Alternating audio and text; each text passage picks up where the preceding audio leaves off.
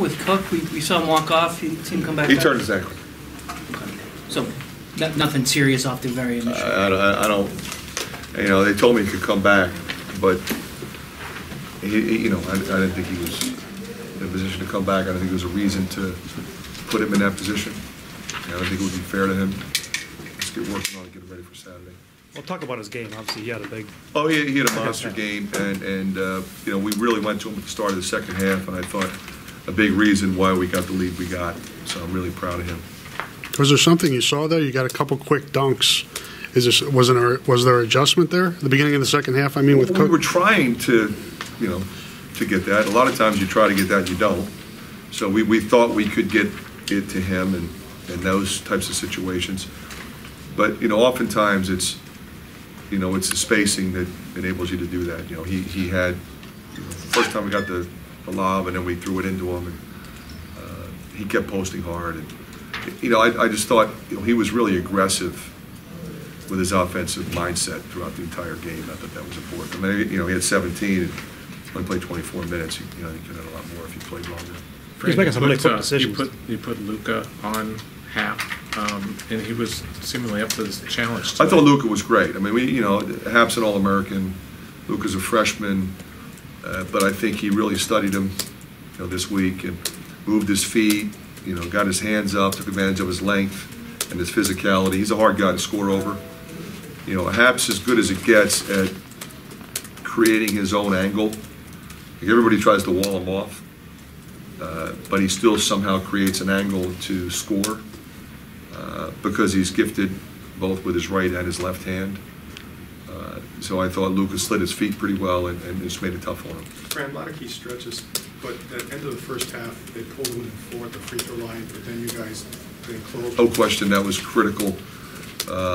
You know, Isaiah got the big three and he got the bucket at the buzzer. You know, when you have a lead and the other team comes and you know Wisconsin's going to come back, I mean, that's who they are. You know, what happens then? Do you soften defensively? And we have done that in some games. And it's great to say, well, we scored, it went, you know, from 4 to 9, but the reason it went from 4 to 9 is because we got stops. How about the energy tonight overall? And just great energy, energy in the building. It's always great to get a 9-0 run to start the game. You know, I think that was important. But defensively, again, you know, we were getting stops because we missed some shots early in that 9-0 run. You know, we had some looks that, you know, normally go in, but we got stop after stop after stop, and you know, so we were able to play from ahead. Did you sense that before the game at all? That they were maybe a little more loose and a little more free flow? I thought they practiced well. You know, I felt like we were going to play well. You know, typically I go on how you prepare and how you work, and I thought we worked and prepared well, and stayed locked in. You know, in the first half, you know, the defense is in front of our bench. We can help them. In the second half, they're on their own, and they have to be connected and communicate with one another at the other end. And I thought we did a really good job of that. Fran, you hear and you often see that freshmen big men hit a wall at some point in the season. That has not happened with Garza. Well, any explanation? I think Mike, it's just who he is. You know, he's a gamer. He's a warrior. You know, however you want to describe him. You know, he's relentless. He's got an incredible sense of where the ball is going to go, whether it's coming off the rim or if it's loose, or, you know, he knows how to get open.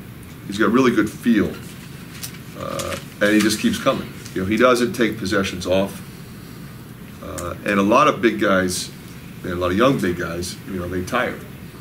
And when they tire, they take possessions off. He doesn't do that. I feel like this might be a breakthrough for him, and not that he hasn't played well, but I mean, he just played Ethan Happ to a standstill, if you will. You know, but I think for him, you know, he has tremendous respect for Ethan Happ and the Wisconsin program, but I think he has an expectation of himself that he's going to play like this, regardless of who lines up in front of him, and quite honestly, that's the attitude you have to have. Your three-point defense, you didn't allow really any open shots. You were contesting most of them, and then the way they defended, you know, is probably as good as you've done it all year.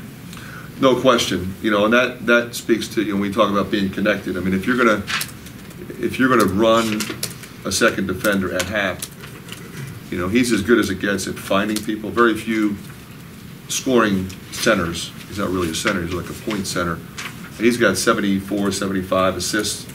He's got a lot of assists. He's finding people. So, you know, when he passes it, you've got to rotate. And then they do a really good job of making the next pass and the next pass. They're an extra pass team. Very unselfish team, always have been. So it's one thing to say, okay, we'll get the next logical receiver, but how about the next one? Help the helper, help the helper, help the helper. And that's what you have to do against Wisconsin. We did that well. 85 points when you only hit 6 threes as a team, is that something that you like to see, or do you want to see more of that come? Well, I just like to think that we are equally adept at scoring in the low post and scoring from the perimeter. We've got good three-point shooters. I thought J-Bo had a great game, 13, 11 assists, but he didn't make as many threes as he normally does. But Isaiah, I thought, hit a huge three, put us up 20. I thought he played great. How much of a confidence boost like this do you think your guys needed? Well, yeah, it's a confidence boost, but I think, I look at it more like this. You want to win in this league, this is how you have to play. You can't play like we played on Saturday and win in this league. And it's that simple because we have a great team coming up on Saturday. They're a really good team in Nebraska. And everybody that we play, I think, is really good. They've got really good players, a really good coach. And, if you play this way, you got a chance to win. If you don't, you're going to get beat. It's pretty simple. When did Brady get hurt? And what's his... He got hurt towards the end of practice yesterday. And what's his status coming up? It's in concussion protocol. Okay. Anything else for Coach? Thank you. Okay.